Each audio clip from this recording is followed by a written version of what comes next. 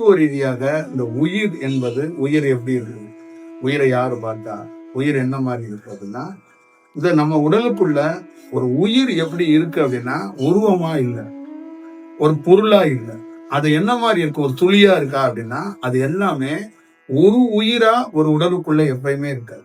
ஒரு உடல் என்பது ஒரு உயிரை சார்ந்தது. ஒரே ஒருத்தருக்குள்ள அவர் உயிரோட இருக்கிறாரா, உயிர் அப்படின்னு தான் சொல்லுவோம்.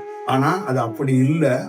அது ஒரு உயிர் இல்ல, பலாயிரம் செயல் வடிவம் கொண்டது. அது எப்படின்னா செல்கள்னு சொல்லக்கூடிய அந்த செல்கள் அனைத்தும் ஒன்று சேரும் போது ஒருத்தருக்கு என்ன கிடைக்குதுன்னா, ஆயிரக்கணக்கான லட்சக்கணக்கான செல்கள் ஒன்றாக இணையும் போது ஒரு மனிதன் இயக்கப்படுகிறான். அது எது இயக்கப்படுது அப்படின்னா, அவனுடைய உறுப்பு மண்டலங்கள், அவனுடைய இரத்த நாணங்கள், அவனுடைய நரம்பு மண்டலங்கள்.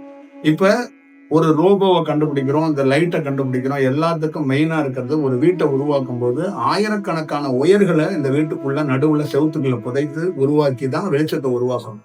அதே மாதிரி நம்ம உடம்பு முழுக்க ஆயிரக்கணக்கான நரம்பு மண்டலங்கள் இருக்கு.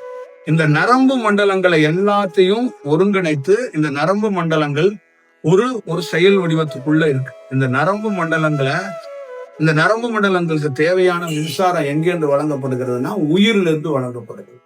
அந்த உயிர் எப்படி இருக்குன்னா செல்களாக இருக்கிறது.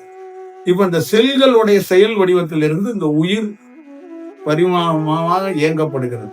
அப்ப அந்த நரம்புகளுக்கு தேவையான செயல் வடிவங்கள் கிடைக்கப்படுகிறது. அப்ப உறுப்புகள் இயங்கப்படுகிறது. இரத்த நாணங்கள் எல்லாமே ஒரு சீராக இருக்கிறதுக்கான வாய்ப்பு இருக்கு.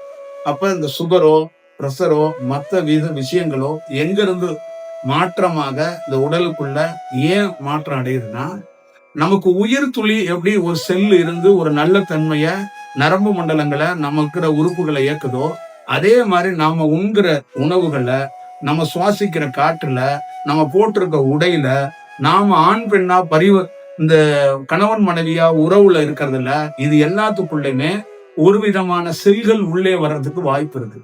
அந்த செல்கள் நச்சுத்தன்மை கொண்ட செல்களாக இருந்தா நல்ல செல் தன்மை கொண்ட செல்களை அது கொள்ள முயற்சி பண்ணுது.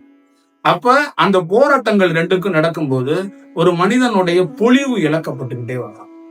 அப்ப செல்லோட ரேடியேஷன் குறைய குறைய குறைய ஒரு வீட்டுல எப்படி லைட்ல அந்த பவர் லோவானா அந்த லைட்டோட தன்மை மாறுதோ, அதே மாதிரி செல் தன்மை குறைய குறைய அவனுடைய செயல்பாடுகள்ல, அவனுடைய உடல்ல நரம்புகள்ல இருந்து தோல்ல இருந்து சுருக்கமோ மாற்றமோ பொலிவோ எல்லாமே மாற்றமாக ஏற்படுது.